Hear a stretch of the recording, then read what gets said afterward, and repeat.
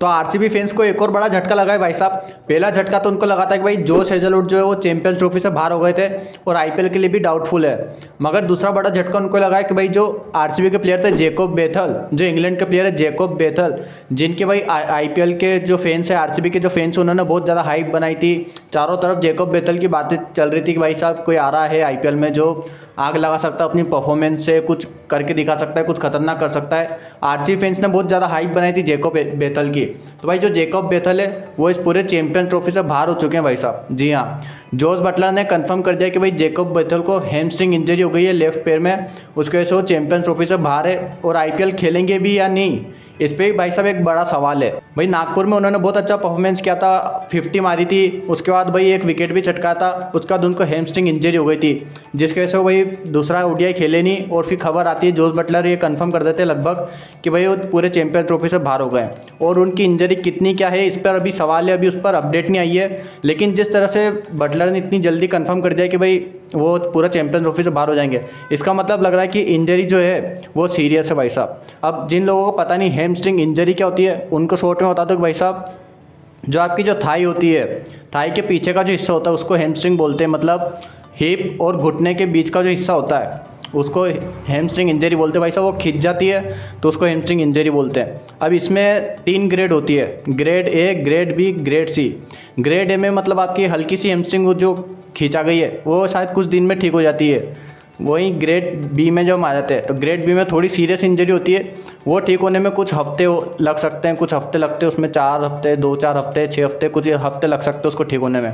वहीं grade C जो है वो ज़्यादा सीरियस इंजरी होती है, उसमें आपको भाई ठीक होने में कुछ महीने लग सकते हैं, 2 महीने, 4 महीने, 6 महीने, और ज़्यादा ही सीरियस हो गई तो 1 साल भी लग सकता है उसको ठीक होने में।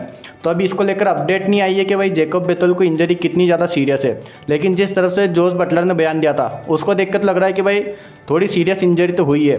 अगर माइनर इंजरी होती उनको ग्रेड ए के आसपास की, ग्रेड ए की ऐसी इंजरी होती तो शायद वो बोल सकते थे कि चलो अभी तो चैंपियंस ट्रॉफी शुरू होने में है, 5-6 दिन है अभी, उसके बाद हम एक आध मैच और शायद बेथल को नहीं खिलाए, लेकिन उसके बाद वो फिट हो जाए तो हम सीधे उनको खिला लेंगे। लेकिन ऐसा भी कुछ उन्होंने बोला नहीं, उन्होंने बोल दिया सीधे बाहर है। इसका मतलब उनको इंजरी थोड़ी सीरियस हुई है। अब देखते हैं कि भाई कब तक वो फिट होते हैं, क्या आईपीएल में खेलेंगे या नहीं, क्या पूरे फर्स्ट हाफ से बाहर होंगे या फिर पूरे आईपीएल से वो बाहर हो सकते हैं। क्योंकि भाई हैमस्ट्रिंग की इंजरी खतरनाक होती है भाई। मेरी ये हल्की सी खींचा गई थी जिसमें भाई मैं पागल हो गया था भाई। बहुत ज़्यादा दर्द होता है, आप पैर ऊपर नीचे भी करते हो तो दर्द होता है, आप पैर पे मतलब वजन देके चल भी नहीं सकते। हैमस्ट्रिंग की इंजरी इतनी खतरनाक होती है।